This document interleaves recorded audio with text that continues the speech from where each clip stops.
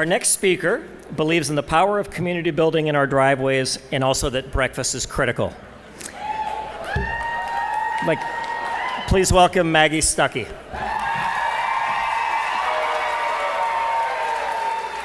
Hello. Since 1969, Sesame Street has been asking us, who are the people in your neighborhood? You remember the song. It's about occupations. You might remember the postman or the candle maker or the elevator operator. I've always loved that song, and the question really stuck with me. Who are the people in my neighborhood? Save for a couple years in the middle, I've lived in the same neighborhood my entire life. And when I moved back from Washington, D.C., I found myself drawn to the neighborhood of my childhood. And so 2 years ago, I took the leap into home ownership a mere 2 blocks from my parents. I know, it was a risk, but it made sense for me. And since I did that, my sister has moved into the neighborhood as well with her family. Life is good. So what makes my neighborhood so special? When it comes time to find a place to live, most of us focus on the logistics, the tangibles. How many bedrooms do you need? Are there HOA fees? Does the basement have water issues? But what about the intangibles? For me, it's the intangibles that make my neighborhood so special. More specifically, it's the people, and it's the sense of community that has developed through regular interaction and an inclination to be curious about one another. I've made the choice to be engaged where I live, to be known by those around me. I've met some fascinating people, I've learned some powerful lessons, and I've seen resilience staring me back in the face. So, who are the people in my neighborhood? Let me introduce you. This is Shay Mccoy. Liz's passion is public art. You've maybe seen this come to life in the Tour de Lincoln, the bikes, or Illuminating Lincoln, the light bulbs. Liz loves our neighborhood, and she believes art can change lives. This is Chris Maley. Chris is a teacher, a storyteller, and a father. He spends his days at Lincoln High immersed in stories that have shaped our world. Chris is the voice of the unseen, the unheard, and the forgotten. This is Dr. Carla Jensen. It's been said you're more likely to hear Carla before you see Carla. Carla's a faculty member at Nebraska Wesleyan University, and she started a yoga seminar for freshmen. Carla believes in students when they don't believe in themselves. This is Charlie Steffen. I've been lucky enough to know Charlie my entire life, and I can tell you this, Charlie cares. Charlie cares about his family, his friends, and his neighborhood.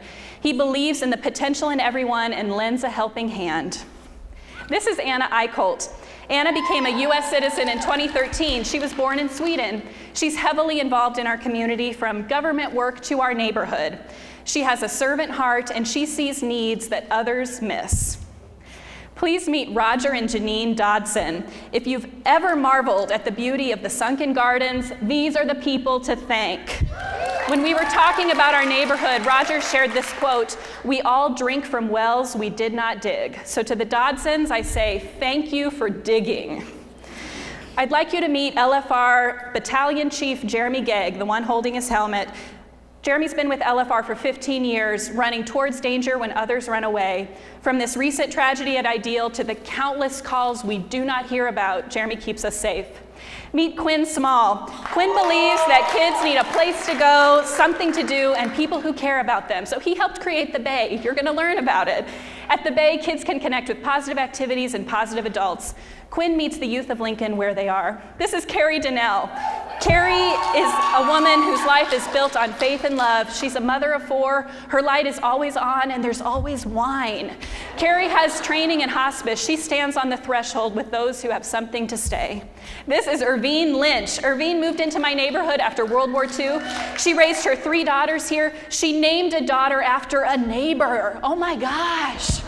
Irvine graduated in 1939 with a degree in international trade. She's 97. She's awesome.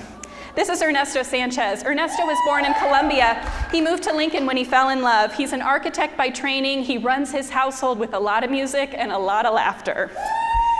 I am surrounded every day by thinkers and doers, teachers and athletes, mathematicians and writers, immigrants and 4th-generation Nebraskans, entrepreneurs and artists, astronauts, true, lawyers, nanas, papas, and stay-at-home moms. Yes, it is so easy to get wrapped up in our own circles and in our own people, but as Nouwen says, if we could just cross the road and pay attention to what's happening on the other side, we might all become neighbors. I am surrounded, yes, by extraordinary, unique, and memorable people, but here's the thing, so are you. Who are the people in your neighborhood? The next time you see your neighbor cutting the grass or taking out the recycling, go introduce yourself. Tell them your story, ask them their story, be known. Trust me, it is worth it.